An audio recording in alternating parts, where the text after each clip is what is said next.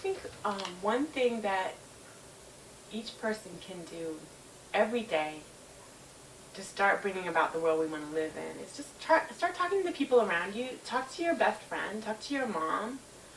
Ask them what was the scariest thing that ever happened to them, and like why did that happen? And then ask them what was the best thing that ever happened to them, and why did that happen? And sometimes you'll just come up with the best in humanity, and that's what we have. That's what we have to offer. If you say, you know, the best thing that ever happened to me was the first time I had an idea, and a group of people listened, and then we did it, and it worked.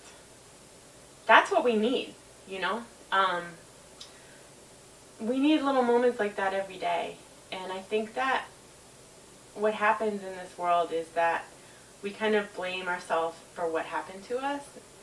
People have a lot of trauma. People have been sexually assaulted. Almost every woman I know has been raped. But people have all kinds of trauma.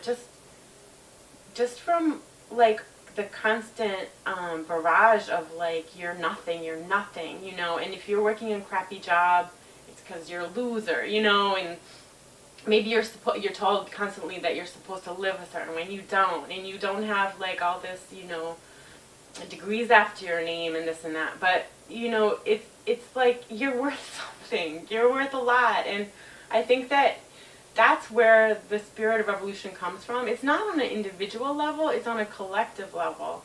But once we start talking to each other, we can realize that.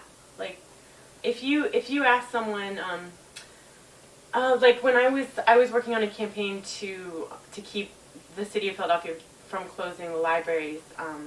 They were going to close 11 libraries.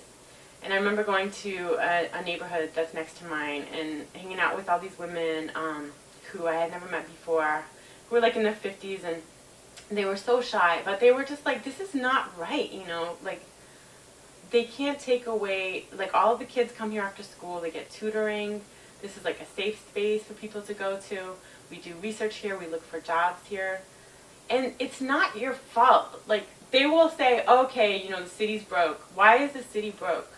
If you talk to people and ask people what's really going on, and ask yourself what's going on, you can find out that actually the city is broke because they gamble the pension funds on the stock market, and the stock market crashed, and the government gave all the money to the banks. That's why.